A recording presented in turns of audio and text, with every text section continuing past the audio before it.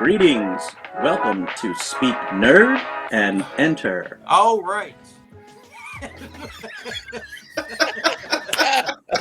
Welcome to and Enter. Rudely interrupted on the far side. There is our friend Rich. Rich, wave hello. Thank you, Rich. And of course, on the other side there is Mark. Mark. And back, not seen for a while, back from a new project inspired by that hit show, The Pit, wanting to reprise his role, his long-standing role as TJ Laser in Old Detroit. A gritty and real 2025 take on that beloved character, the K-Man. Hello. I was watching RoboCop the other day, and that bit with TJ Laser, and I thought, that would be perfect for Kelly. Comes back after however many decades that is, reprise his role as TJ Laser. And I thought, what a shallow cover, of course, for a take on TJ Hooker and all of that for RoboCop to do. And what was the game they had in there? Nukem. That was it. Oh, Nukem. Yeah. I'd buy that for $1. Yeah, I'll buy that for $1 and all that. Yeah. Yep. Still a great movie. Love that movie. Holds up. Yeah, it does. Yeah, and the remake was not any of those things.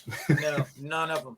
And I think it's doubly funny because that's not at all what the guy who made the movie wanted to get across. Right. He wanted to lampoon everything that all of us. Yeah, him and the dude that made Starship Troopers are like, what the heck? You guys don't get what we're doing. This is awesome. These are great.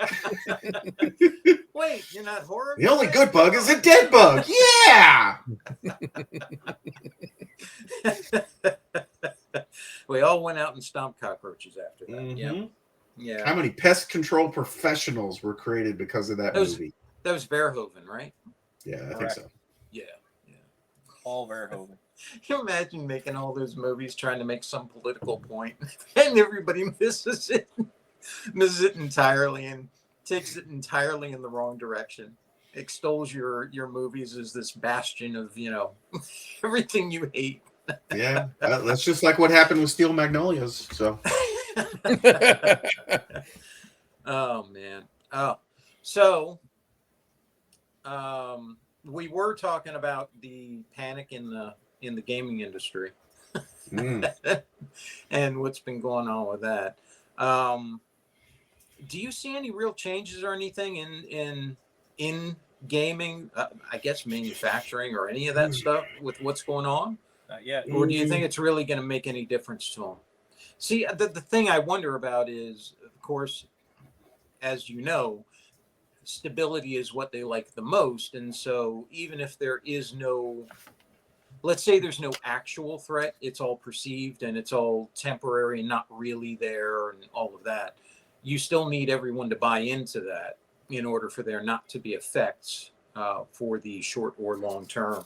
So with such a precariously placed industry as gaming, tabletop gaming, cards and all of that, any sort of skittishness, you would think could actually upend quite a few, even if it's not real, the threat or not. But what do you think? Do you think it's going to or no? Man, I think there's a lot of panic, and I think a lot of the panic is premature. Like we discussed in the pregame, there's a lot going on the, tariffs, and they're up, they're down, they're on, they're off. There's a lot of negotiation going on, and we're not done with that. So as an industry, and the industry is freaking out. We're Gamma members, and I get all the emails, and people are like, that's the end of the world, and all these companies are going to go out of business. And so it's a fact that most of the paper products are printed in China and shipped over here on a boat because they do it cheaper than anybody else. That's true. You got board game pieces, miniatures, all that kind of stuff is all manufactured overseas. So any tariff that ends up sticking is going to affect the price of that. Me personally, as a glass half full kind of guy. The way I look at things, like, I think prices are going to go up no matter what happens, but that's been true for years. I, for one, would love to see some companies step into this void and go, hey, we're a printing company. We can print things in America. And yeah, it's more expensive because we have to pay people, a living wage in America, and it costs a lot to live in America. We don't chain people to their sweatshop desks like they might do in China or something like that, right? But to bring some of that manufacturing back home, none of that is going to happen this month or the next 6 months, right? Because if there's existing companies that can do it, they might see an opportunity to grab some market share and do it, and I'm all for it. I've already seen people go, hey, here's, post links to, say, Gamma, Facebook groups and things like that, and go, we use these guys to get some boxes for our game made, and here's a link, and, maybe go check them out and see what kind of quote they're going to give you.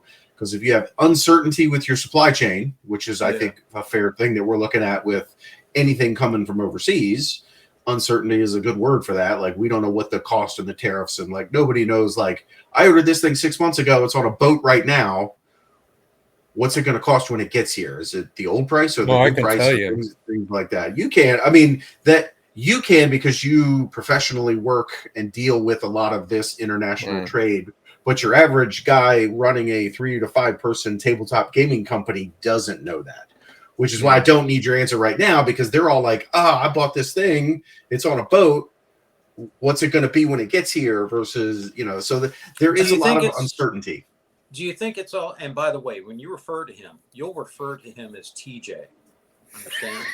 Mr. Laser, one Mr. moment. Mr. Laser, one or the other. Okay. Mr. Laser was his father, in all fairness. But, true. Yeah.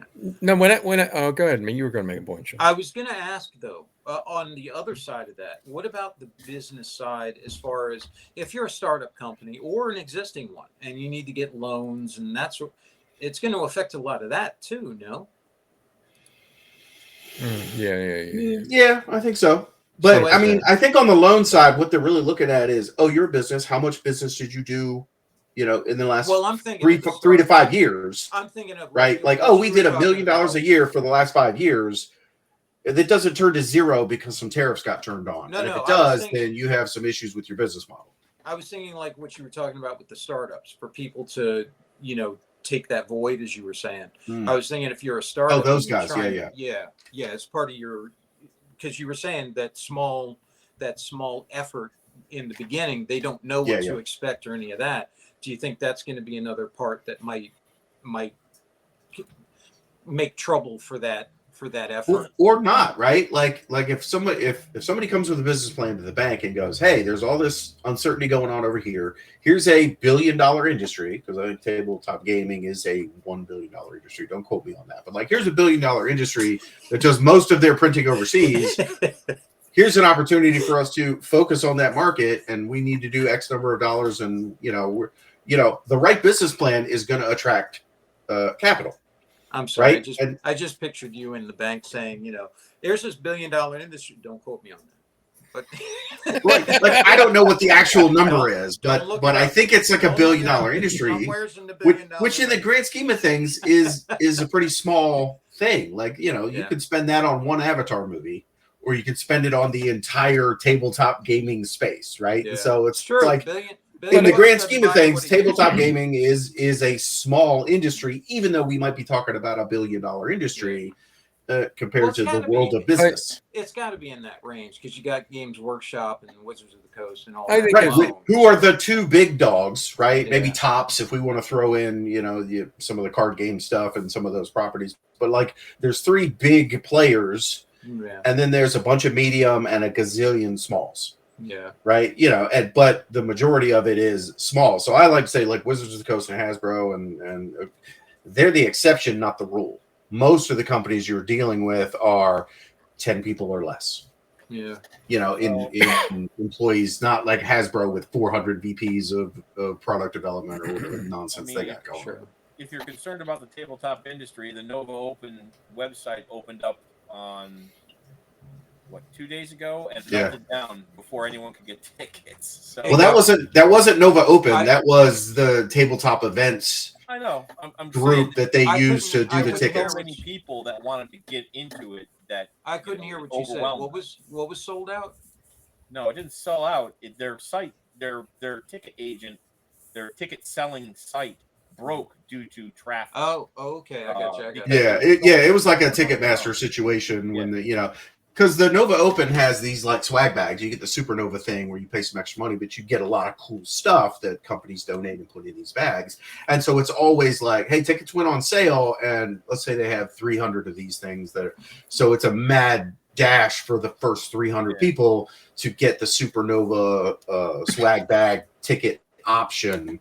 And so it's it's not like, oh, let me just log in to get my ticket. Like if you just want to play in the 40K tournament, you can log in and get your ticket anytime. That's what I was trying to do. But there is this this rush the second that it opens, and apparently the tabletop events website who was handling it had some kind of a glitch, or they're still working on like what happened, but it all like melted down, and they're like, all right, we stopped everything. If you bought something, you're good.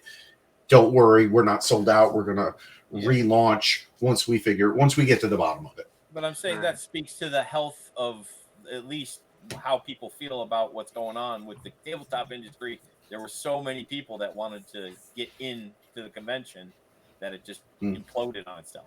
Well, it definitely speaks to the passion of the community, that they're willing to support it or seek that escape or whatever. But it is heartening to see that kind of reaction. Enthusiasms. Yeah, especially for, like I said, it's not an intrinsically, it's not one of the more known or strongly supported industries by numbers masses and masses of people, but they're very passionate, the number of them that are there. So that's like Adepticon moved the first year that they moved from Chicago where they outgrew the venue they used to be in, and they moved up to a different place. I didn't go this year, but they've been growing pretty steadily and outgrew the last place that they were in. Like I said, from the attending conventions and shows, I feel like post-COVID they're back. You know what I mean? Like after COVID, things sucked and it was slow going there for a few years. But I feel like that's back to healthy levels. I can't speak to is it at the same level as it was 5-6 years ago.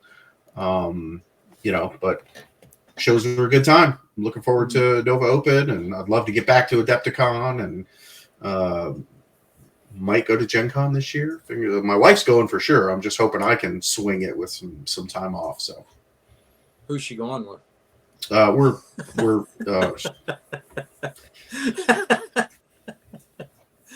her boyfriend. Yeah. Thank you for broaching that. I was going to say one of the clients, or Yeah. Now Armor Class 10 has a booth there, so she's going to go sling some T-shirts. Good for her. Yeah. I'm actually very glad that she's going to that. That's cool. Yeah, I hope she has a good time. Yeah, well, we're trying something different this year. It used to be we would bring all the blank T-shirts and heat press and the transfers to make shirts on site, which is very labor intensive, right? Yeah. Where we might make 1,000 shirts out of a 10-foot by 10-foot booth, right? So you got a quarterback who's handling the orders. You got, one or two guys on press. You got 2 or 3 people on sales. Oh, you want the blue shirt with this design on it, and you want the black shirt with that design on it. And so there's a lot of mechanics, but we would have 6 staff running a booth. This year, we're going to bring preprint. We're going to bring a selection of our best sellers pre-printed and try it that way. So that we can cut our costs from a labor standpoint and then see we know what we used to do making them on site. And, let's say that was $10,000 just to make it an even number. Are we going to do $5,000 pre-sold? Are we going to do 8,000? Are we going to do 10? Are we going to do 12? And so that's what we're going to try this year. And also because they have a trade day. So we want to talk to some of the store owners, the day before Gen Con. So it's a trade day is the reason we're going, because we want to talk to retailers, but we're like, hey, let's go to Gen Con and then we can have fun at Gen Con. And if it only takes 1 or 2 people to run the booth, now we can enjoy Gen Con and just kind of tag team who's working the booth. And instead of we're all stuck there at the booth working really, really hard for 8 or 10 hours, so. I'd be interested to find out as well if the shows are doing so much better, how the stores are doing now too. Are they getting has the level of attendance been creeping up along with the level of attendance at the shows? Yeah, well, I'll say this: a lot of people got into tabletop games over the course of the pandemic. If anything, that was like, it injected a lot of new players because they were stuck at home on Zoom, and a lot of people started playing D&D and things like that. So despite Hasbro's best efforts to, destroy Dungeons and Dragons, and I think they're doing a good job there. There's a lot of people who love D&D or watch Critical Role or have started that Wednesday night game that they're still in. So I think tabletop gaming is still pretty healthy. And on the wargaming side, there's a lot of new games out, and the figures are consistently amazing. And like I said, there's a lot of neat stuff going on in the space. I'm less of a board gamer, but like board games have been hot for years, so yeah, like I think the industry is healthy. I think we're just dealing with some supply chain disruption right now, uncertainty, I guess, right? I just like to see some of the old game parlor kind of, right. Stores. That's actually a lot of that. Most of the stores nowadays, assuming they have the space, have dedicated play area, right? So, Rich, what's that store right near us? Huzzah in Ashburn, Virginia. Yeah, they've got a big half the store is probably tables to play on. Your Hobby Place and all three Your Hobby Places have lots of so like that's very common in the industry nowadays. It's not just gaming like we used to go to a video store in Smallwood, right? And it was a video game rental or video tape rental place, and they had the equivalent of like one bookshelf that had role playing and war game stuff because there were a lot less friendly local game stores. Like there were very few stores that were dedicated to tabletop gaming. Nowadays, there's last time I had a count, it was over 2,500 of those stores in North America, in the United States, I guess would be a better way to put that. And we've seen them come and go, and some stores are run better than others, and some stores are small because that's what they could afford to get into. But as they expand and add those, because there's revenue to, hey, you're going to come spend 4 hours in my store playing Warhammer, we're going to sell you snacks, we're going to sell you paint, we're going to sell you whatever. I think they're seeing that real benefit to having a place to play that is not, someone's very dark basement referred to as the Batcave. Yeah. That was my basement growing up, by the way. My dad scored like this really dark wood paneling and he paneled it, and I think we had a 5-watt bulb. That's the thing. I was going to say he doubled down on it by the lighting effects. Yeah. We had like a 5-watt bulb and these dark walls, and my friends all called it the Batcave. So yes. Well, it was close to the Batcave. It was. Yeah. I just wish we'd had a pole to slide down to get there. It made those paint parties all the more difficult. No wonder I have to wear glasses now. Take them outside, and you had no idea that it was. What the? I thought that was red. Whose is this? I don't know what that is. Kelly, what do you think as far as, because you're on that side that, as Mark was talking about, more on that side that deals directly with the business as far as the effects of what's going on and all that. Do you think? What do you think economically that way? Would it be? I don't know. How do you think it's going to affect me? You think it's going to be? I think if things go the way they're going for any significant period of time, you'll see a shift in manufacturing is what I think you would see, right? So I mean, whatever anybody's doing in China, I mean, because sitting here today, anything made in China that's not steel or aluminum is tariffed at 170%. So I mean, you'll see stuff shift. But the thing is that there's manufacturing around the world that is just as competitive as Chinese manufacturing would be, if not more so. Well, that's what I was wondering. To that point, do you see, if it stays in place for some time, this particular one, do you think that it could it could, and I'm not talking about in a larger sense. I'm just talking about for what we're talking about here. Do you think you could see some decoupling that way, where it becomes centered in one of the other nations, or I mean, what I like, mean, hey, we'll do it. Come over here, we'll take it. yeah, I mean, the whole idea is, I mean, why wouldn't you, right? I mean, because right next door, you could go to India, you could get labor just as cheap, if not more so. You could produce the same product, same, you wouldn't suffer anything from a manufacturing standpoint Well, to in be all able to do it that fairness, way. it's pretty hot in India, so you might suffer like a heat stroke or or intense thirst at the very All least. right, But I it's stand pretty corrected. hot. Yeah, no, But we could ship it off to someplace cooler like Mexico. yeah, right. I mean, look, but that's the thing is, I mean, if somebody's really pushed enough, would you diversify and get out and go somewhere? Yes. To Mark's point about the economics of being able to. What was the question about getting loans and stuff like that? Yeah, Would Oh, yeah, right. would bank? I look again. The tariffs are having that effect on things, and will they? Of course they will, because everybody's looking at what's the disposable income anybody's willing to throw down on right. something if costs go up.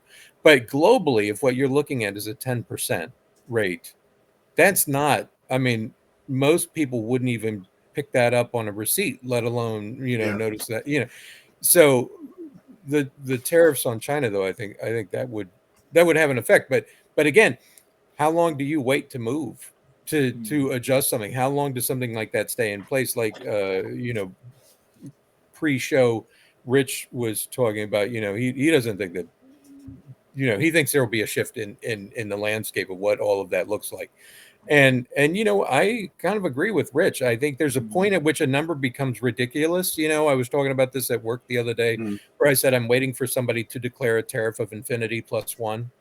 And and and so, I mean, there's a point at what everything can bear, and the pissing match has to stop. But yeah, in the meantime, I mean, Rich's point and what you guys were talking about, not seeing a decline in people attending the cons and going to the stores and things like that. People just aren't at a point where I guess they're willing to stop. And frankly, when everything else gets more expensive and life kind of sucks in other areas, what do you go to? You go back to the one Right. thing you have as entertainment reliably.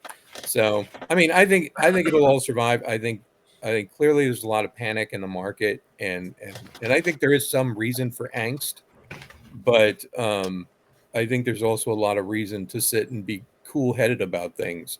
Because, like, and not to get into the political discussion, but like reciprocal tariffs come into effect, everybody freaks out based on a number, and there were a few of us sitting back saying that number's not going to hold. That's just, that's meant to do a thing, and it did whatever it was going to do. So I think people need to breathe for a second, take a deep breath, and realize the world's not going to end tomorrow. Yeah, like I Well, said, they're meant to force a renegotiation of what Yeah. the status quo has been. And you don't sit down and go, oh, it was this, and we want to make this slight incremental change. No, it's like, let's blow the whole thing up, shake the But- board, kick the table over, metaphorically, is what's happening right now, and then renegotiate extra. But- Like, I'm with you, Kelly. I think a lot of this is a negotiating tactic. Yeah. And as a business, as a tabletop industry, to freak out right now and upend your business and change all of your plans based on a thing that, like you said, probably won't exist come Christmas. Yeah. I think you need to go into holding pattern and figure it out. But if you want to Baron, start looking at Mexico, if you want to find a supplier in the U.S., those things are starting to happen, which is also part of But what let me they want, right? let me make Baron- one. Sorry, go ahead. Let me make one point. Also, if somebody's going to upend like tabletop gaming, right? If you're getting wherever you're getting your figures made, and I know there's manufacturing of figures around the world, that's not the type of thing that you just upend and you're not gonna shift manufacturing in a week.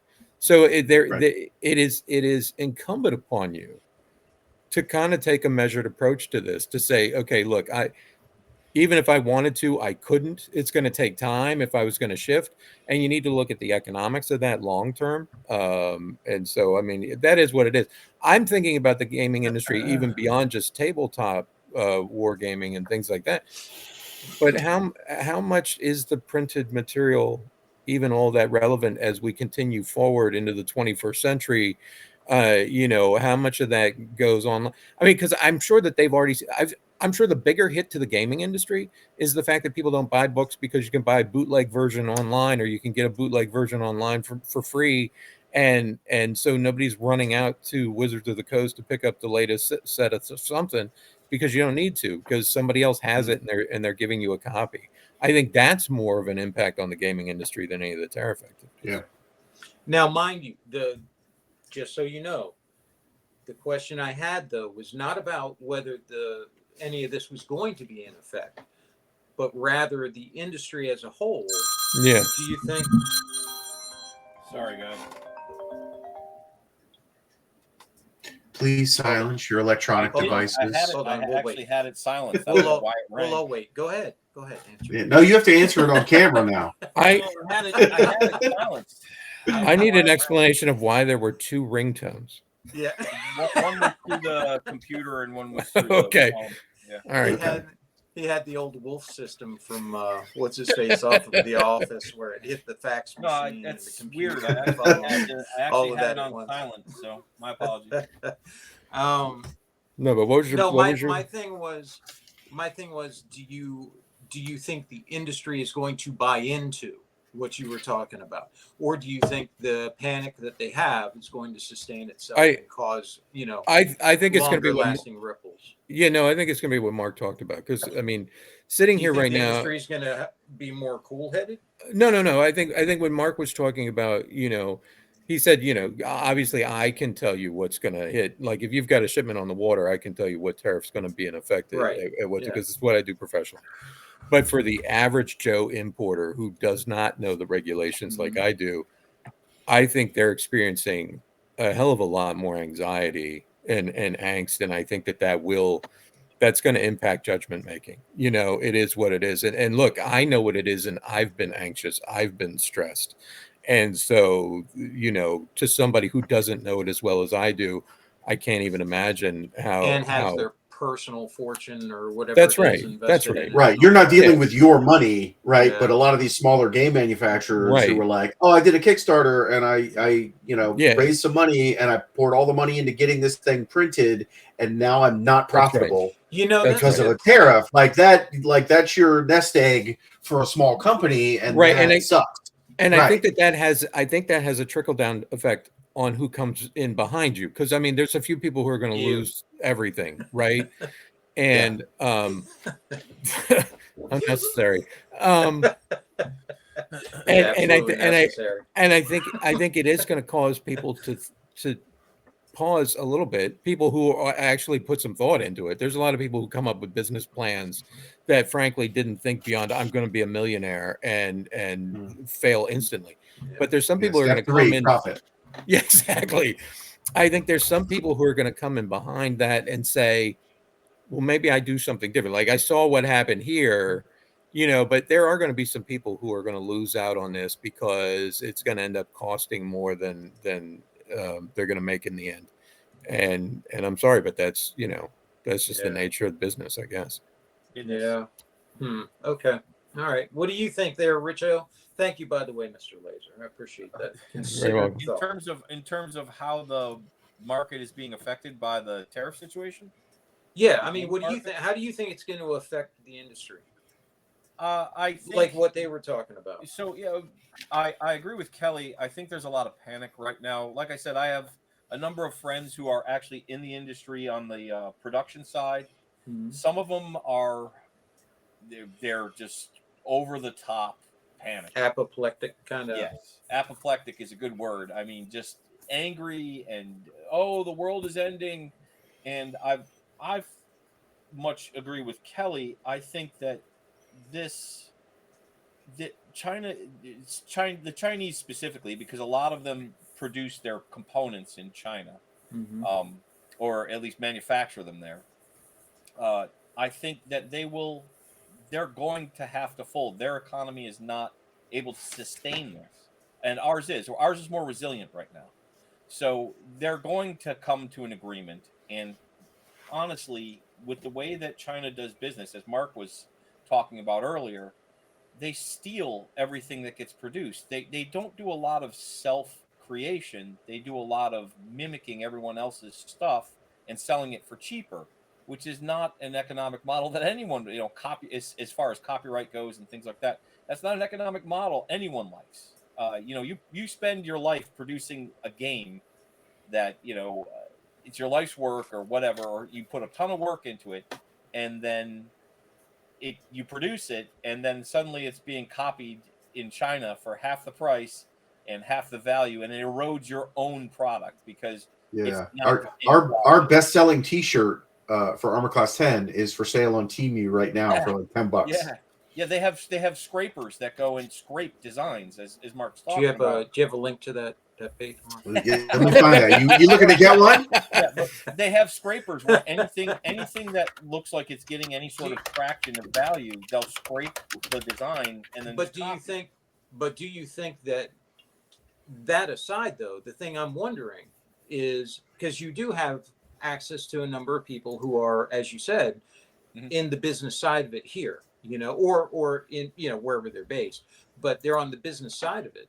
Do you think that they're going to understand, like what Mark and Kelly were talking about? Or do you think Kelly's right that there's a number of them who are just going to fold or come out the worst for it because they're not able to weather it psychologically? They're not going to be in a place.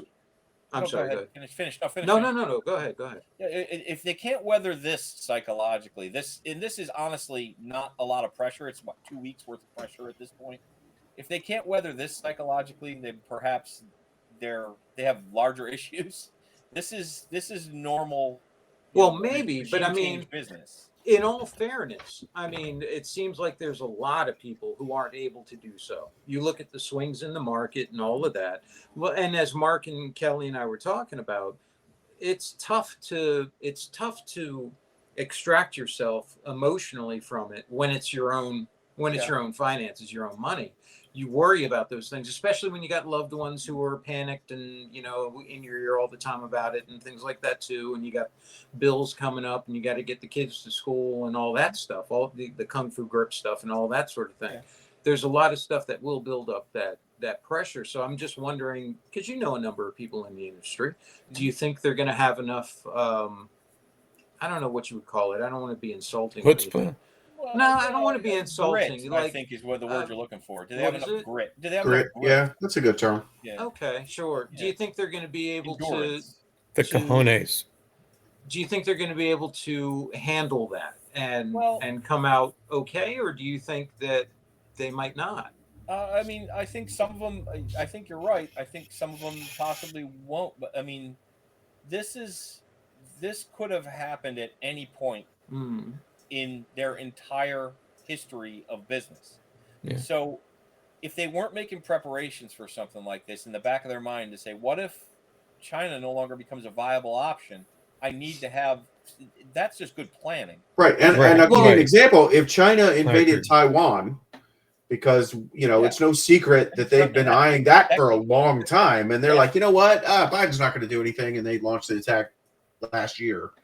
Or something, right? Or next year, you're not going to be buying you're not going to get your magic cards printed in China. You're not going to get your role playing game or your board games printed in China if there's a hot war going on, and even if we're not in it, right? You know what I'm saying?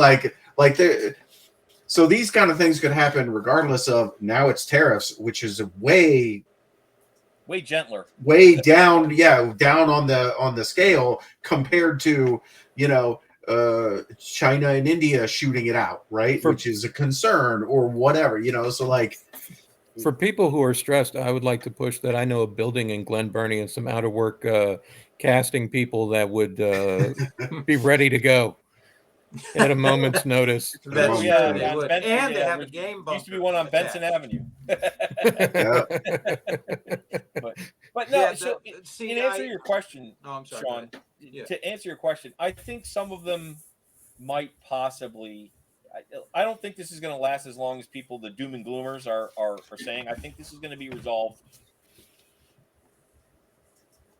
Okay, you cut off after that was resolved. I agree with you. That was in depth. Right, but no, but guys, I want to make like how a he cut statement, out all and I the don't hyperbole. want to get all political, like for real. I'm not trying to add politics into this, Uh-huh. but I'm going to say that some of the Don't panic is performative, right? Yeah. Trump can't do anything right. Oh Yeah. my God, he's going to end the world, right? You know, like if you like him or hate him, I don't really care. What I'm saying being is leveraged. Trump Yeah. is like, hey, I want a fair, trade thing. We're gonna reciprocal tariffs. We're gonna do this. He's shaking the pot, throwing over the table, whatever it is. So some of the panic is politically motivated to make Trump look bad if it doesn't go well. And he'll deserve it. He's setting himself up for that, but if it goes well, awesome. He should get some credit for that. But what I'm saying is this last 2 weeks of all this nonsense going on, some of this panic is not motivated by business panic. It's motivated by optics and politics. Does that make sense? Well, I would agree with that. I would add to it though, this demonstrates the point that if you're going to deal in international trade, it would behoove you to learn how that works. There are a lot of people who just do not understand how it works, Yeah. and they go down a path. And now the panic is something because you've constructed a world of your own, and pardon me, but you've constructed a world of your own ignorance, A fragile world. Yeah. right. And so to Rich's point, if you haven't planned effectively, yeah, and I know people who haven't, yeah, I mean you're in a world that you don't understand, but you're pretty sure it's going to hurt, and I will tell you, it just might. I have Well, long thought that putting all your eggs in the Chinese basket, especially in regards to Games Workshop, shifting a lot of their manufacturing there. Well, yeah, but I mean, Games Workshop shifting their manufacturing over to China in a large degree, I thought was a terrible idea just because of something like this. And I think that it made them less resilient to world economic forces because all their eggs are in that basket. They don't have a choice. This is where they are now. Their entire plastics manufacturing capability comes out of, perhaps out of Chinese plants. And if they say, well, yeah, we're pulling the plug on you, Games Workshop, and everyone else because we're having a tantrum. And when your products are already really expensive, like Games Workshop products are expensive. Yeah, the that's and like you've got ships going now with product, man. That markup's going to be stiff. But this also then is a boon for smaller manufacturers in other places where frankly they could be standing out there saying, I'm here, give me your orders. They will of course raise their prices because demand, supply, etc. But it is a thing. I agree with Rich. Diversification is important. Well, but see, this is the thing this is the reason I asked this is that I equate it, and Rich, you'll understand what I'm talking about. I imagine pretty well. I equate it to firearms and life or death situations. In that, I remember in a patrol rifle class, there was a guy that was in the class that I was training with who was Secret Service. And the instructor of the class and I were talking, and he had, dealt with this guy before. I'd known him for quite some time. And he said he really likes him because he has a rare ability. He said he has the ability to turn on and turn off his anger at will. And he can do that to be as lethal as he needs to be. And then the moment he doesn't need to be, shuts it off. There's no emotional, oversteering one way or the other. He was perfectly aligned that way. And it was a super rare thing because in those moments where many people will panic, he doesn't, know? And so I equate that very much to moments like this, where you talk about, well, they should have been prepared for that. I think so much about like training for, for that sort of thing. You visualize, you go out there and you think, okay, if this goes on and then this happens and this happens and this happens, to prepare yourself as best you can for that moment you hope never shows up. And there are plenty of those in the law enforcement field who never do that. They never do that. Oh, absolutely. They just figure, it won't happen. Or they just never think, happened to me. I'm, low key, John Wick, and I'm going to be able to take care of whatever. And it doesn't go that way, So I think I think in the business world, and Mark, you and Kelly, excuse me, TJ, I'm sorry, I'm using your Mr. Christian Laser. name. For laser. Yeah, Mr. Laser. You guys would know better in the business world than I would, but I would imagine it would be kind of the same thing, where you get a lot of people who get into that with, as you said, this world of ignorance that they've created for themselves, where they never imagined this was going to happen. It never even occurred to them. They were either preoccupied with something else or just never, Yeah, I I don't mean, know, for whatever reason, thought it wouldn't happen. when you have that idea that I don't need to, like, this is why I hire people to give a shit about that, right? There's a point of, like, you don't need to be the expert, but you need to know enough to know the world that you're looking at, and I don't want to get all businessy here because it's my weekend and I don't want to talk about business, but the idea is, understand the game you're playing. If you don't understand the game you're playing, you're bound to lose it, Mhm. right? So that's what that comes down to. It's funny that we're talking Right, about and I want to put a couple Right? things in. I'm in two The different businesses, irony. right? I'm in the t-shirt business and the tabletop business. On the t-shirt side, it's just t-shirts, man. We push some ink through some screens, and it's a t-shirt. There's no emergencies in the t-shirt business. Now there might be some deadlines, and I've had to deal with some deadlines and some supply chain disruption. Thank you, UPS, for not delivering my stuff on time, and I had to spend 8 hours on the road handling a customer, right? Because the event was going on that weekend, and I needed the stuff for that event, and I had to drive someplace and handle it. That short-term stuff, whatever, it's a story I'm going to tell about, yay me. It's games. It's miniature figures, right? This isn't, mission critical. The world's going to end. And I don't want to make light of people's businesses or struggles or anything like that. I don't want any of these companies to go out of business or experience some struggles. But let's be honest, right? We're talking about the things people do as a pastime and that they spend their disposable income on. Like, guys, relax, right? Like Kelly said, let's see what this landscape is going to look like come October, because I don't want to wait till Christmas, because most of the sales are going to come November, December, time frame. So I want all this to get sorted out and figure out what it's going to look like so that people can have a good, successful year. But at the end of the day, if both of these things blew up and I'm out of business, okay, great. I'll start another one, or I'll go work for someone else, or I'll just go back to my day job or whatever. You know what I'm saying? Like I'm just very non-panicky about this, because like on the t-shirt side, everybody who gets blank t-shirts is getting them from the same couple of distributors. If the prices go up, all of our prices go up.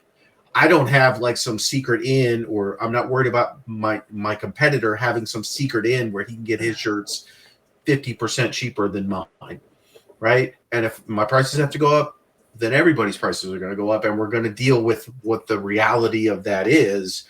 But I think what I know, me and Kelly, and I think what everybody agrees on is whatever that looks like is not what it looks like today. So I'm not panicking and freaking out, because I know that what we're dealing with today, as we record this podcast on April the 12th, 2025, is going to be different in November 12th, 2025, I think, right? So at the end of the month, I mean, this jump to a lot of it is pushed by the media. So you saw with the stock market that people were going bananas over something which there's been far greater issues in the stock market that people just weathered without even a second glance. But this, since it was so pushed by the media and so pushed by people who had an agenda, honestly, to want to push things one way or another, it became this big thing. And look, the market dropped a huge amount, and then it went up a huge amount. And give it another 2 weeks, and something else is going to happen. So like I say, I didn't at all. I don't want to make it political or anything. No, I just right, but there is some political performativeness to the media coverage of all this. To try and advantage. I know, but what I wanted to, I just wanted to really find out what your thoughts were about the effects of all of this on the market. And I think there are some lessons to be learned from what you were talking about being prepared for any of these eventualities. At least prepared enough to know that it's a possibility. I think Right. our- Now what I'd like to do is put on my wish list hat and go, okay, what would I want to see happen in the tabletop gaming More space? domestic I would stuff. love to see, like, today, America can handle printing cards, paper, rule books, board game boards, like anything that's made of paper and cardboard, we can make in America, and it's going to be a little bit more expensive. I don't know how much more. I haven't looked into it. I'm no expert, but I mean, the manufacturing capability to put colored images on various forms of paper exists in America. Yes. Right. I So don't you don't think so. have to outsource. The way you're outsourcing that is because it's cheaper.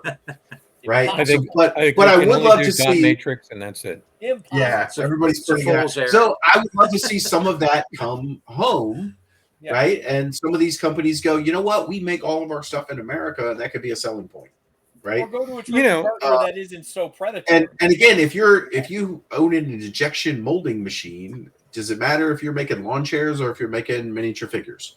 There might be more money in miniature figures than lawn chairs. I don't know, but I would love to see that come either back home here, or you know what?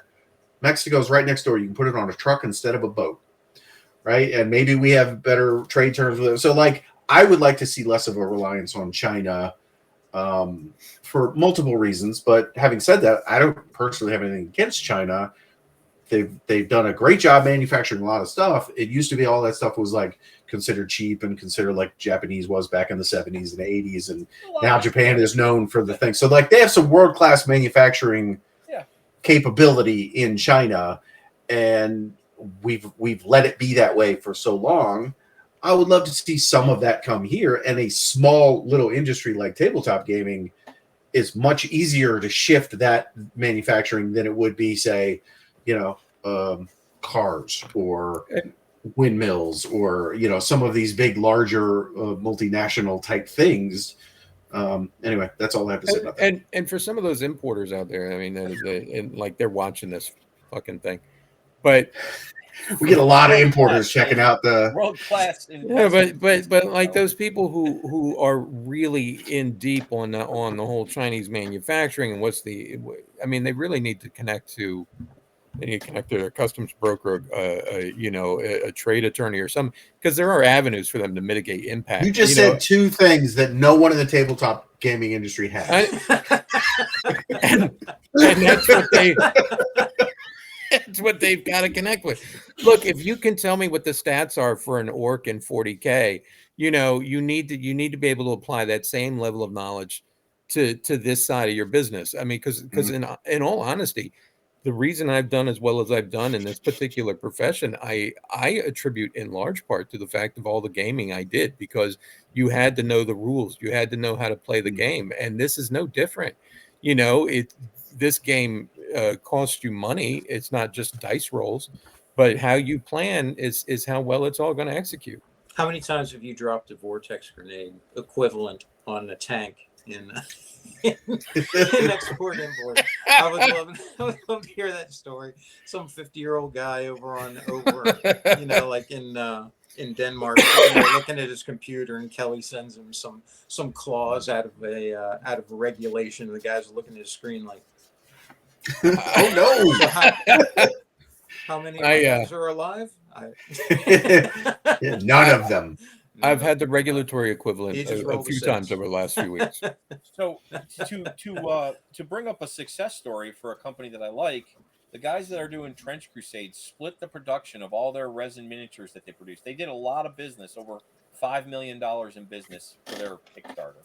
But in very wise fashion, and this is way before any of this happened, they split the production for all of their miniatures to be local to the area where it would have the least tariffs back before. Mm-hmm. All right, you froze up to least tariffs before. Okay. You froze up before what? Before what happened? I can't imagine. All right, and that's our show, people. Split their production so that their customers, the models would be produced as close as possible to whatever customer McDonald's was in the air. To the market. Yeah, they split it to 3 different production facilities. So the eastern part of the world was handled in China. The middle of the world, or I'd say the middle of the map, which would be Europe, was handled in The middle, UAE. Middle Earth, if you will. the middle Yeah. of the world, the mole The middle of the people. map would be handled in Europe, and then the North American side would be handled in the U.S. And they're weathering this storm very easily because all their production, it's not being affected by this. It was very wise, but they didn't have to do that. They could have just thrown Right. everything into China like everyone else, say like Simon does, and do all their stuff for super cheap. But they wanted to make sure that they could weather this sort of circumstance. It was And very see, that's the forward thinking. enticement, right? Yeah. That's where everybody gets enticed. Is the idea it's super cheap. My profit margins therefore are increased. Margins are way up here. Yeah. Right. Instead But along of comes the taking a speed more bump. reasonable margin and making it to be able to weather this sort of circumstance. Well, Right, especially when and I you're will say doing- this since you bring it up, there's companies out there like Creature Caster who does resin casting. They do some amazing, like, I'm going to call them like showpieces, right? Yeah, they do Canadian, I some believe, really cool stuff. How hard would it be for? And I think they're in Canada. Yeah, Canadian. At least the guy I was talking with was in Canada. I'm not sure what the company it Okay. is, but it's Canada or the U.S. It's one of the two. They're North in Canada. American, I just looked but up. like. Yeah. Couldn't a company like Creature Caster be like, okay, you know what? Let's expand our production, and now we're gonna make resin miniatures or 3D print them, or what's that technology where it's like injection molding but resin? So it uses like the hard rubber spin cast molds, but it uses a thermal resin that is injected. So Infinity is using that technology, and anyway, there's some interesting technology. And I don't think it quite competes with injection molding. But at what scale does your company need, right? There's a lot of, like I said, these small and medium size that probably could go with some of these other alternative manufacturing. And personally, I think if Creature Caster was like, you know what, we don't know what's going on over here, but if your company needs miniatures, we've got a lot of experience and we can do this. And here's our price point for resin, go. And I didn't come into this show thinking about that or them as specifically as a company, but I'm like, it's not starting from zero, shifting your manufacturing. Here's some people that are in the industry that are currently doing it, that have these technologies that could either just help you weather this storm until we figure out what's going on, or maybe that becomes a new model, right? All right. Well, thank you, gentlemen. Oh my God, I got the last word. Woo! You did. You got, well, yeah. So, Woo. Ooh. Yeah, way to bring that down. If I'd have known that, it would have been better words. Dang it. Well, thank you, gentlemen. That was a lively discussion. I think that was actually very informative. I thought it was informative anyway. Mm-hmm. So thank you very much. I appreciate that. And until next time, I don't know. So- Keep calm and carry on. There you go. All right, keep calm and carry on. I love it. This concludes our Speak Nerd and Enter broadcast.